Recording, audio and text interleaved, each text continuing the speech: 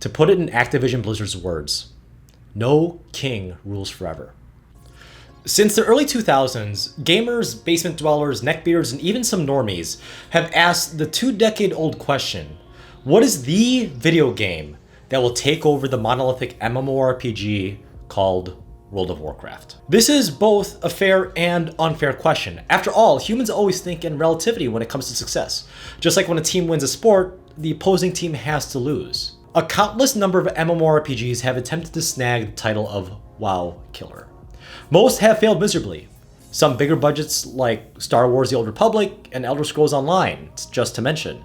But some are actually really close and are currently closing in. I'm looking at you, Final Fantasy XIV. Keep up the good work.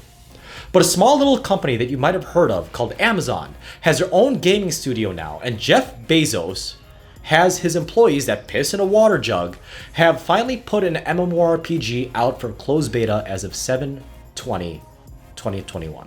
Let's see how the New World compares to the World of Warcraft. If you enjoy this type of original gaming content, please hit like, subscribe, and hit that notification bell to be notified of my uploads. And most of all, please share this video to anyone that is playing WoW or a friend that is considering thinking about playing Amazon's New World. I will be doing dungeons, builds, PvP, and crafting guides very soon, so don't miss out on that content either. Keep in mind, everything related to New World I talk about in this video is still in beta, so things might still change. I will also leave timestamps to the chapters in this video down in the section below. Feel free to skip ahead, peruse, and jump around.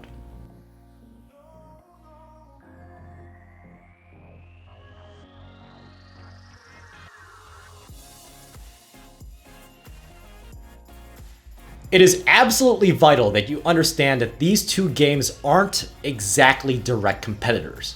Yes, they might be both MMORPGs, but New World was originally created to be a survival PvP online game without any type of PvE elements.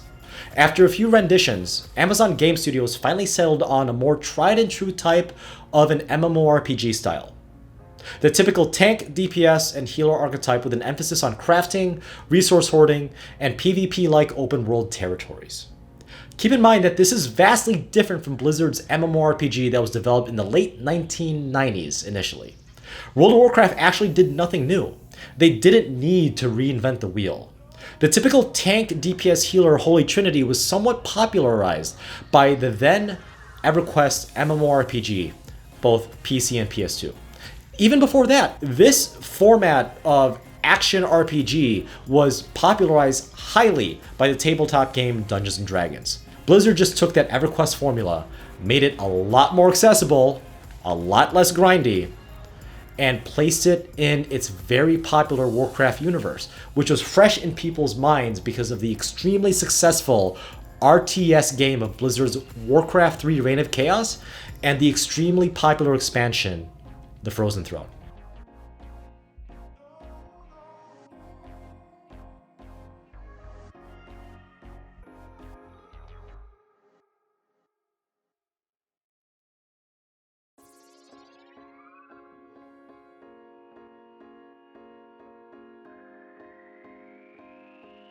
Playing your avatar in an MMORPG is a vastly different challenge than playing your avatar in a normal RPG.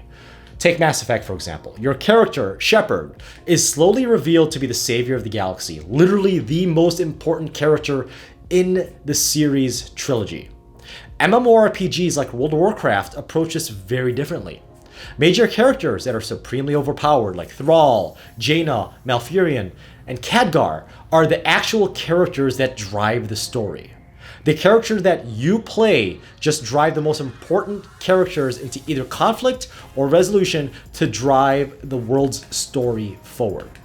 Needless to say, your character in World of Warcraft really actually doesn't matter at the end of the day. On the other end of the MMORPG spectrum, Final Fantasy XIV actually heralds your player as their savior, the Shadowbringer for those of you that are playing retail.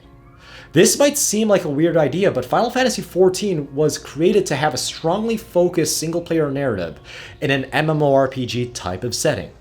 Personally, I think Final Fantasy XIV is a better overall game than World of Warcraft, but I actually do not like Final Fantasy XIV's approach. I much prefer the character being a part of the band of adventurers to help the major characters like Thrall and Jaina accomplish their goals and missions. As egocentric as I am, I would rather be in the background and not heralded as a savior every time I walk into a town. Amazon Game Studios thankfully has taken the approach that your character is just another regular adventurer stranded on the shoreline of a Terranum. No savior, just a regular old character created on the shores of an island. Speaking of creation, let's talk about the character creation screen because, in my opinion, it's just average.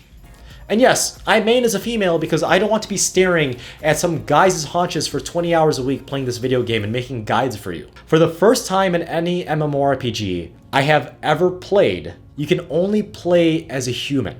Yes, you have a decent amount of selections of hairstyles, skin tones, facial features, etc. But from Amazon Gaming Studios, and only having one race to be able to play, I was expecting just a little bit more. Maybe some jewelry, height, weight, and body attributes instead of just face attributes would give this game just a little bit more class and personality for your character right from the get-go. Speaking of class,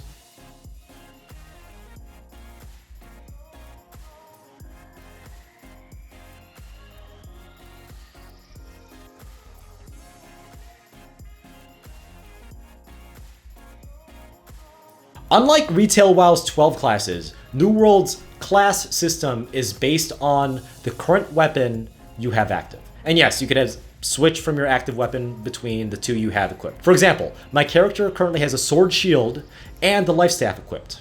Sword shield and life staff. So if I'm going in against 2 or more mobs in my quest area and I'm running low on health, I can switch quickly from my sword shield to my life staff to replenish my health before I go back into the fray to deal some more damage. There are a total of 11 weapons in New World. The sword shield, rapier, hatchet, spear, great axe, warhammer, bow, musket, fire staff, life staff, and the gauntlet. Each of these 11 weapons has 2 trees, or specs for those of you that are strongly tied to the World of Warcraft lingo. Each specialty has 3 abilities to be unlocked, some passive boosts, and an ultimate which is always at the bottom of the tree.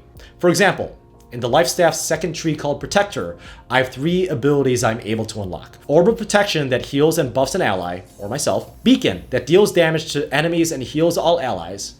Light's Embrace that is a direct single person heal that is significantly boosted based on the buffs on the target. And the ultimate is Magnify, which extends the life staff's buff when I heal with Light's Embrace. Yes, it does seem that each ultimate is a passive that greatly boosts the role of the skill tree. The Protector tree does seem to specialize in both healing and protecting your allies, whereas the life staff's first tree is called Healing and is more concentrated on the straight output of healing to yourself and your allies. With the 2 weapon slots available, you can have 55 different types of combinations for weapons equipped to switch in between. And in case you're wondering, yes, you have access to both item trees at the same time. But you aren't limited to only having the 3 active abilities in your slot. You can unlock all these items in the item trees using different, but not completely unfamiliar, systems of leveling.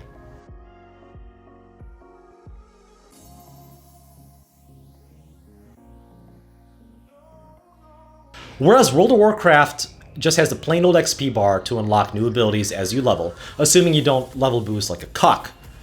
New World takes a very different approach, an approach that I've truly appreciated in other games. I've only seen this type of leveling system in Final Fantasy II, the Western release. You get to spend points on abilities depending on how often you use that weapon and that skill. There are 2 types of leveling. First is leveling your character to the max level, which at this state is level 60. You can accomplish this by completing an array of side quests, which you unlock after you choose a covenant, which is basically a faction. For those of you out there, you get to choose out of 3 instead of 2, which are repeatable, and more importantly, the main quests, which are present every 2 to 3 levels depending on where you are in the story. And these main quests are a little bit more nuanced in their travel time because you do have to travel the huge world map a bit. But don't worry, you get rewarded extremely well after completing main quest scenarios. The second type of leveling is leveling a skill. This includes weapons and crafting. Think making heavy armors and weapons. If you constantly use the Ice Gauntlet attack and abilities, and not so much your second weapon, the Fire Staff, you'll get much more points to spend on your Ice Gauntlet abilities and not so much on your Fire Staff. In all honesty, this is very well executed by Amazon Game Studios, because this solves two major problems. The first major this solves is that New World discourages you from just leveling to the max level as soon as possible without any regard for the style you want to play the endgame. Your character is forced to use the weapon regularly, which forces you, the player, to be a master in its intricacies. You can't just level up as a great axe and hatchet-wielding bloodthirsty barbarian, and then switch to be a healing role without any experience with the life staff's abilities right when you ding to the max level. You are forced to have experience with the life staff's abilities and rotation. I've recalled several times where I could just level my World of Warcraft druid as a DPS boomkin, and then switch to a tank as soon as I capped so I could skip the queues in dungeon. And to no surprise, I had no idea what the hell I was doing, because as a bear tank, I just had no experience with the rotation and the cooldowns before. The second, and I would argue a more important issue that this solves, is the gatekeeping of trying and leveling new classes. Coupled with the classless system in this game, you're encouraged to try different types of weapons. Just because you have a high character that is currently skilled with an Ice Gauntlet and Fire Staff doesn't mean you have to re-roll a new character. All you really need to do is some light grinding with the new melee weapons or whatever weapon you want to try, because you just want to experiment with the different styles of combat that this game has to offer. Speaking of combat,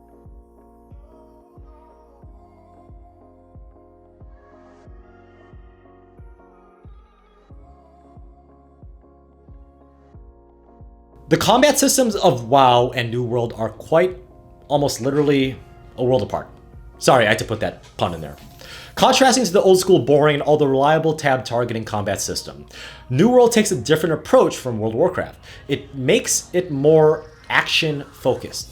From the blocks of all the weapons, the stamina bars, dodges, reticule aim base system for the ranged weapons, you can't help but feel that this combat system is somewhat inspired by the Dark Souls franchise.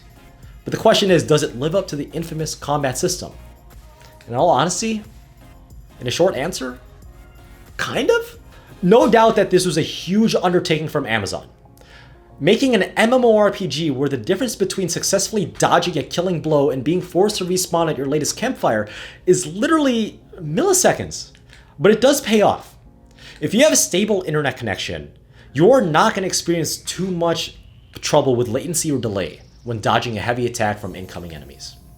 Speaking of dodging, I thought the idea of being able to dodge enemy attacks based on patterns and animations is absolutely brilliant. Although a daunting task for any online game, after a certain while, a keen eye is able to detect when an enemy will be chaining light or heavy attacks together. If you study these giveaways well enough, you can dodge the flurry of ranged or melee attacks to be able to dish out your own personal damage without any time wasted on blocking for yourself. I'm absolutely excited to see where this works for group dungeons in the near future. Also, with the massive PvP skirmishes and possible end raid bosses that Amazon should implement. God, I hope they implement that. If Amazon does implement PvE raids for later, I want to see them do some really cool shit with these battle mechanics.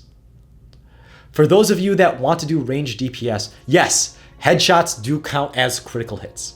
So for any of you FPS players out there, this might be your calling for an MMORPG. But be warned, even though some more basic enemy types in the world do have their own movements when charging or even moving, you still need to read the enemy movements from afar and predict where their head is going to be going. Although this combat system is not tab targeting, there are some tab-like spells in the game. For example, the very first skill in the Life Staff's first tree, called Divine Embrace, which is just a regular direct heal, does have a tab target aspect to it, which isn't necessarily a bad thing. It makes sense that a single direct heal that has no ground coverage or AoE aspect will take the simple approach. But I was hoping, in all honesty, for just a little bit more excitement than just this regularly cast spell being tab targeted in this game. My biggest critique of New World's combat system is the lack of oomph behind each melee and even a ranged hit. Sometimes my sword that is connecting to the body of a wolf And every time my shield bashed against the skull of a casting enemy, and every time my life staff dealt damage to an enemy from afar, I didn't feel like I did nearly as much damage I should have. I personally felt like this was a combination of how the enemy animated after my character made a successful hit and the sound design. In a perfect world, each melee hit would feel like the latest Kratos from God of War slicing through hordes of harpies with his Leviathan axe. Don't get me wrong, this combat system is much more engaging and a lot more exciting and difficult than World of Warcraft. I just wish that the combat was a little bit more rewarding after a successful hit on an enemy.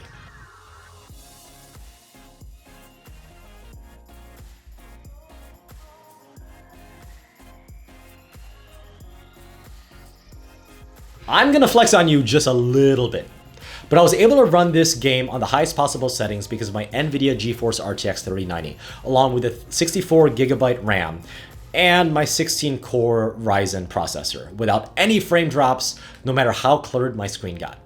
And I will tell you right now, this is the most beautiful MMORPG I've ever played to date. What really shocked me is that this game, unlike high fantasy games like World of Warcraft, the art style, the visual aesthetic of this whole scene, the whole world, is grounded in reality. There aren't any floating islands, flying dragons that are vibrantly colored.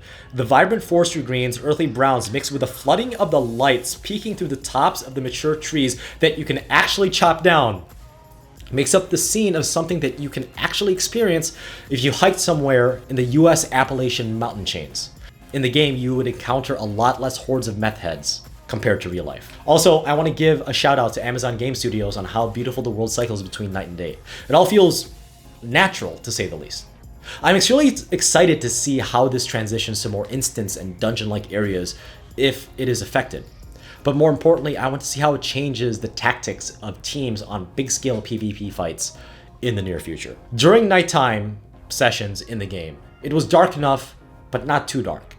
Yes, it is a difficult task and highly underrated from the graphical design team to be able to set the tone of an outdoor night setting compared to the day. So good job. Although you can adjust the brightness in the settings via the menu, I like it how it is when I was adjusting my brightness on startup. But just the way the stars peek through the canopies of a dense forest makes me gaze upwards in awe, sometimes before I notice that a level 15 wolf is chewing at my leg. One thing that is extremely underrated and not talked about enough in the video game industry, and not just the MMORPG sector, is the design and layout of the user interface. UI for short. As a software engineer, I've created, enhanced, and completely gutted UIs for several different industries in small and major companies. And let me tell you, a good UI is hard to design. There's a running joke that goes like this. A UI is like a joke. You have to explain it. It's not very good. Just think about it though. The complexities and the massive amount of information that a video game has to display to you in an MMORPG is absolutely massive. Even the UI for World of Warcraft, which is now extremely convoluted in my opinion, dull and confusing, although back in 2004 it was a revolution because of its simplicity. Trust me, that's definitely an anachronism. Thankfully, the general UI layout for combat and non-combat and menus are logical, well-placed, and well thought out for New World. The only critique I will give New World's combat UI is that I wish it displayed the enemy status effects in a more direct way. Right now, the stat effects kind of just float right above the nameplate and health bar of the enemies, which is serviceable at best. I would highly recommend that Amazon Game Studios puts the timer of each buff and debuff of the enemy with a larger actual timer number, like seconds, and switch it on by default. The buff and debuff icons are distinct enough, but you will definitely need to get used to recognizing what the icons mean. For example, a red icon with a foot impaled by a spear means that the enemy is slowed. However, I wouldn't be surprised if there weren't a plethora of add-ons after release to remedy these minor concerns with the UI in combat. The non-combat UI is also pretty damn good. Although the general chat functionality does take some getting used to if you're coming from WoW, the UI out of combat is very non-intrusive and will point you in the right direction. I do like that there are map markers and compass markers so you have a pretty decent idea of where to go for your next set of quests to complete.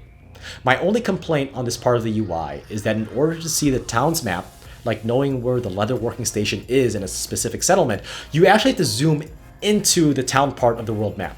This is very different from just clicking the town itself, just like in World of Warcraft. Again, a minor complaint, something that WoW players just have to get used to. The menus, I would argue, are the trickiest part of any UI to nail down for any game, not just MMORPGs. The menu for this game is just about as perfect as you can get. As a brand new player for this game, it only took me about 2 minutes to get used to this new layout. Whether or not I wanted to see my inventory, put heavy items in my storage locker in a local town, or see what skills I can upgrade based on the points I have, the menu is as perfect as you can get for intuition, minimalism, with just the right amount of information displayed for a previous World of Warcraft player. So Amazon Game Studios and the graphical design team, specifically the UI people, thank you very much.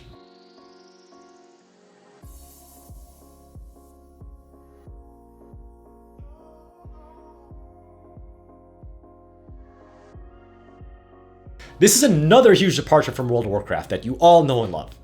Yes, New World was originally supposed to be a PvP survival game where you literally needed to gather resources in order to survive the wilderness. And yes, based on the vast amount of resources, you can see where the roots of the game are today. Well, over 5 years after initial conception, it's still pretty damn obvious. It's almost impossible to get out of your closest settlement and stray just off the beaten path before absolutely bombarded with the impossible amounts of resources to gather. From wood and flint that you need to make campfires which act as save points, to the trees you need for woodworking, and to the infamously hard to find mineral veins to craft heavy armors for tanks like myself. In all honesty, I love the idea of crafting to progress in item level, which this game does a fantastic job of. I mean, in all honesty, some of the best armor and weapons I currently use are from crafting. However, the amount of resources I'm gathering just for the hoarding of all of these resources is getting a little bit ridiculous. My tip for WoW refugees hopping over to New World: get a bag or satchel as soon as possible. Your inventory space, which is based on weight, not slots, is extremely limited if you are resource gathering and crafting. And trust me, you're going to want to craft as much as possible throughout this game. Unlike WoW, you can have all the crafting skills maxed out. You are not just limited to 2 primary crafting skills. I would highly suggest that even if your character is a tanky one, gather herbs so you can craft some potions. Gather the meat and fur from the wildlife you slay just in case you want to become a ranger from afar. Just don't name your avatar Legolas, please, or I will find you and I will grief you. I would be very surprised if some of the best in-slot gear for most of these playstyles don't come from crafting, given how simple, intuitive, yet in-depth the crafting system is in this MMORPG. To say the least, I'm excited to see this promising crafting system and the role it will play for the future of New World.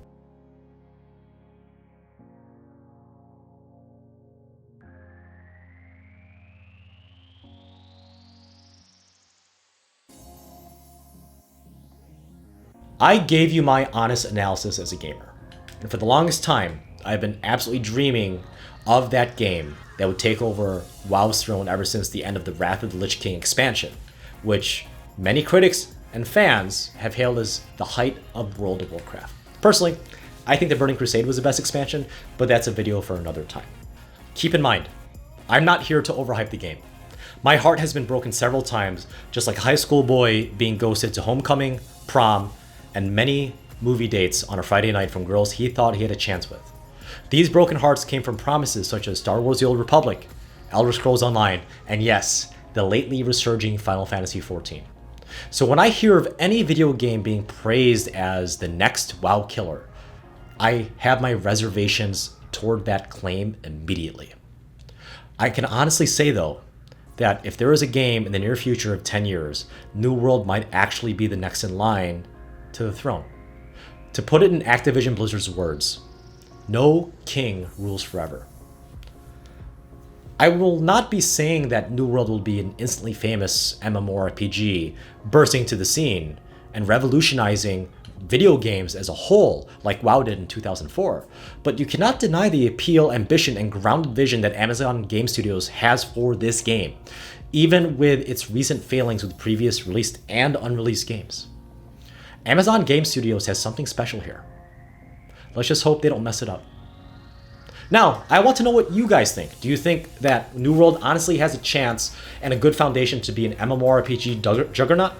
Can Amazon Game Studios finally break into the gaming genre that has been dominated by 4 video games in the past 3 decades? Leave a comment down in the section below. What New World videos do you guys want to see next? I'll see you in the next one. Peace!